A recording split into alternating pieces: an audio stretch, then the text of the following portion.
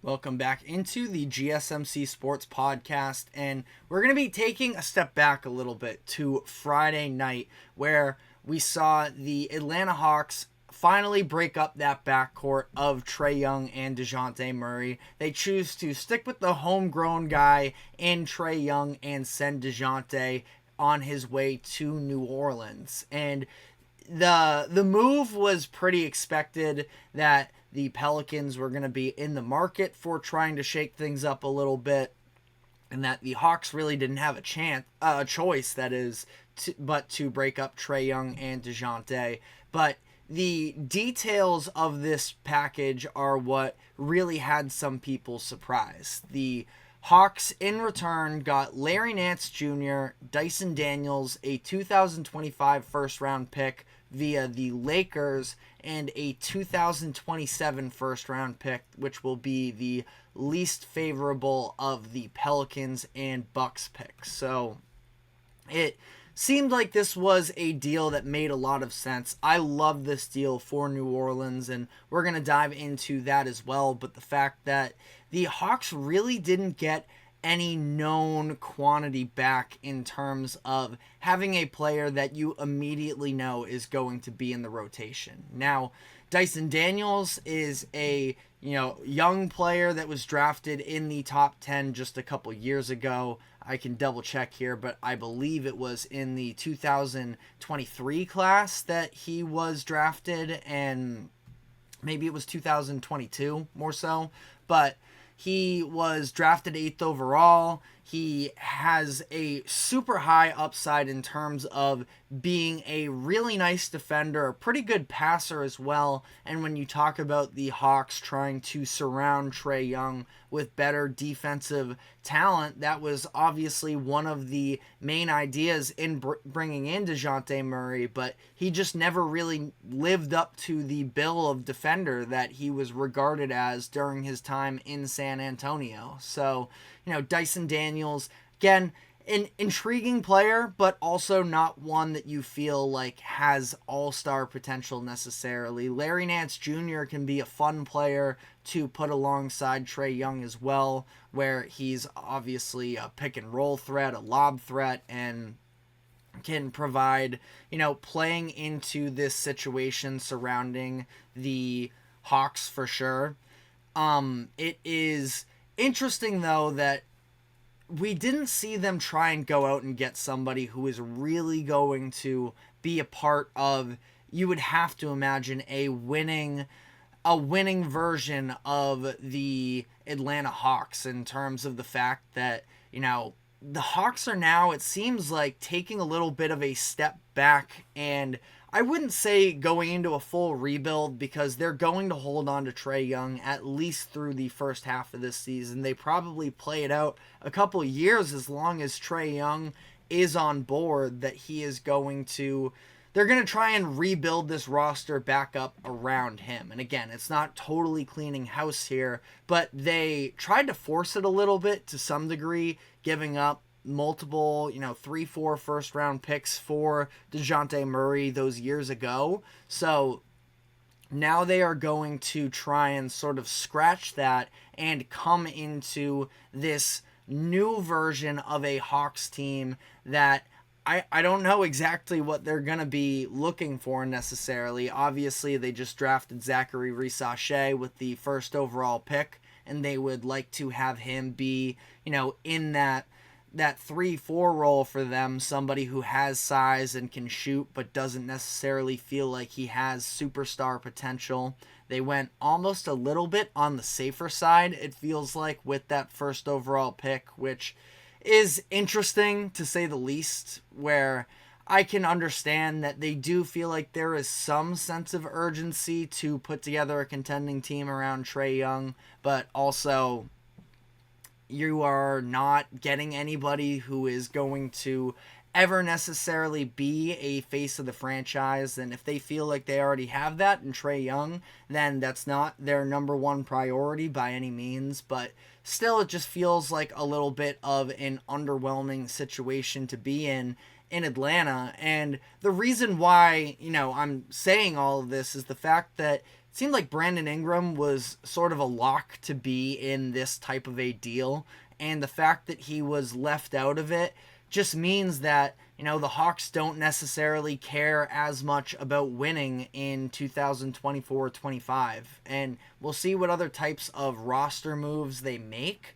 Again, in terms of whether or not Trae Young is even going to be on the team for the rest of the contract that he's currently on, but maybe they're trying to position themselves better in the 2025 draft, which is seen as really a full 180 from where we were at with the 2024 class, that there is a ton of top-end talent there. So obviously anything can change in a scouting report in a year that we will have to see about that. But it does, I can understand what the Hawks are going for to some degree, but I still just don't feel great about where they're at in terms of trying to build up around Trae Young. But let me know in the comments section whether or not you feel differently. But on the Pelicans side of this, I think this is a great deal, because it had been a conversation all year long about the Pelicans.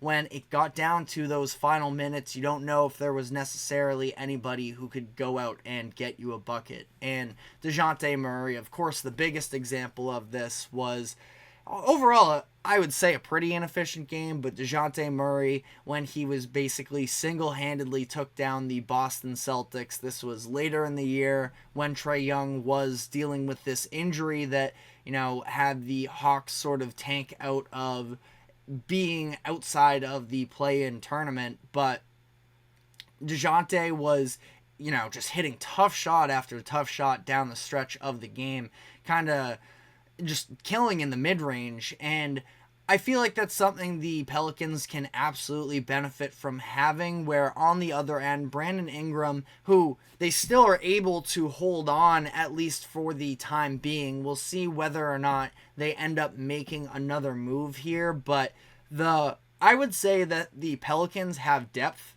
at the forward position in terms of, now Herb Jones isn't someone who's going to go get you a bucket, but he can knock down shots and he's going to play great defense for you. I really like Trey Murphy. He's one of my favorite players in the NBA. Plus the fact that you're going to have Jordan Hawkins, who you hope can continue to develop after, a rookie season where he sort of struggled to get meaningful playing time, but this Pelicans team has been extremely deep, and they are going to continue to be so heading into next season. Plus, you add somebody like Dejounte Murray. Again, it would be nice to see his defense come back around, because that was one of his most appealing skill sets when he was being traded to Atlanta. But now going to New Orleans, sometimes you just need a bucket getter, and it's not like Dejounte Murray is necessarily at an elite level in that sense, but he's somebody who is absolutely going to play impactful basketball, and it's going to be interesting to see what a closing lineup looks like there, or even their starting lineup for that matter, because CJ McCollum has pretty much morphed his game into being a more traditional point guard. Obviously, he's made improvements, no doubt, but he's not exactly who you think of as your prototypical point guard, and there were some point Zion minutes in there during the regular season that were actually a lot of fun to watch. And I wouldn't say Dejounte is necessarily either your traditional point guard, but is still somebody that feels maybe a little bit more comfortable in that position. So we'll see whether or not CJ is even on the team when it's all said and done. But if it's a backcourt of the two of them and they sort of extend outwards from there with a potential Brandon Ingram, Herb Jones, or something like that, they still don't have a big man at this point, really. I think that Yves Missi is probably, if you went on to ESPN and you looked at their projected depth chart, as I'm going to do on the fly here, I think that Yves Missi is probably what you're looking at point guard, unless you're going to go extra big with Zion, because Jonas Valanciunas just signed a free agent deal with the Washington Wizards. So yeah, Missi is what they're looking at right now.